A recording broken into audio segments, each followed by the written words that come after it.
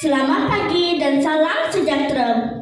Terima kasih Tuan Penerusi, barisan hakim lagi bijaksana, penjaga masa yang setia, guru-guru dan rakan-rakan sekalian. Kawan-kawan, tajuk cerita saya pada pagi ini ialah Si Comel Bertudung Merah. Pada suatu masa dahulu, ada seorang gadis comel. Dia suka memakai baju bertutup kepala warna merah. Jadi, ibunya memanggilnya si Comel Bertudung Merah. Pada suatu hari, ibunya berkata, "Sayang, nenek kamu tidak sehat. Hantar paku makanan ini kepadanya. Pastikan kamu tidak berhenti dan bercakap dengan sesiapa pun yang tidak dikenali sepanjang perjalanan." Si Comel Bertudung Merah pun pergi dengan perasaan gembira. Ketika si Comel Bertudung Merah melintasi hutan, dia nampak beberapa pokok bunga yang cantik. Dia pun berhenti seketika untuk memetik bunga-bunga itu. Dia lupa langsung amaran ibunya tadi.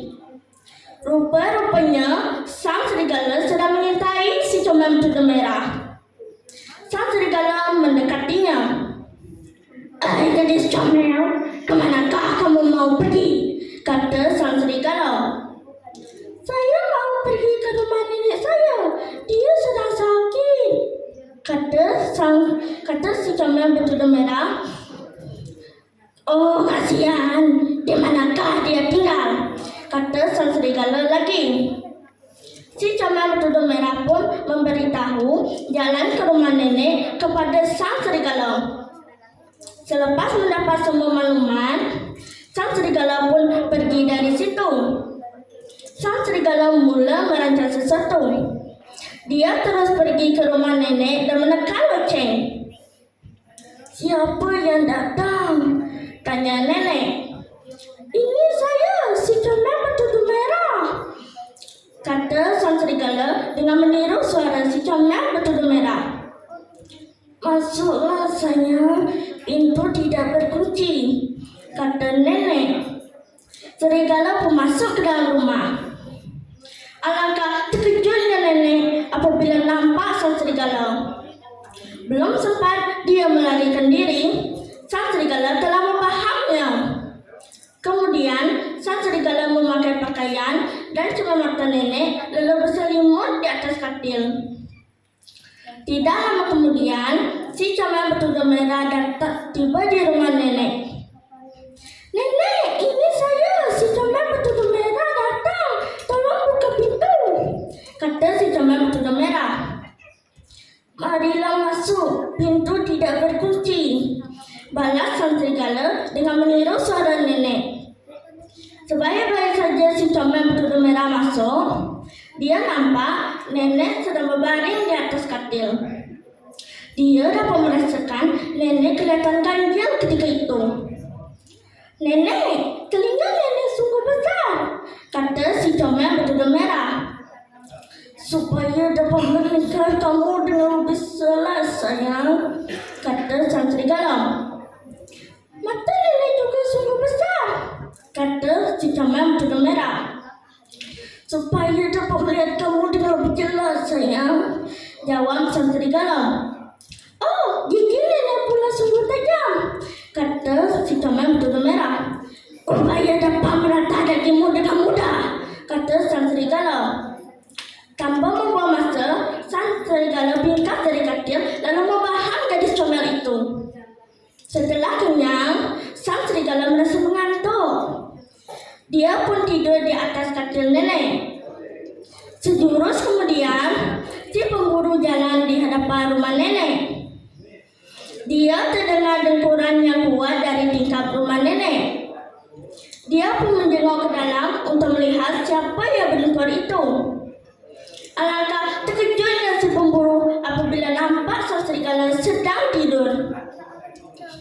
Tambah mengejutkan lagi apabila perut sang serigala kelihatan lebih besar daripada biasa. "Agaknya sang serigala sudah makan nenek. Saya mesti lakukan sesuatu," kata kata si pemburu. Si pemburu pun masuk ke dalam rumah nenek lalu memotong perut sang serigala. Maka keluarlah nenek dan si comel bertujuh merah. Nasib baik mereka masih hidup. Mereka memasukkan batu ke dalam perut sang serigala. Akhir sekali, si pemburu menjahit semula perut sang serigala.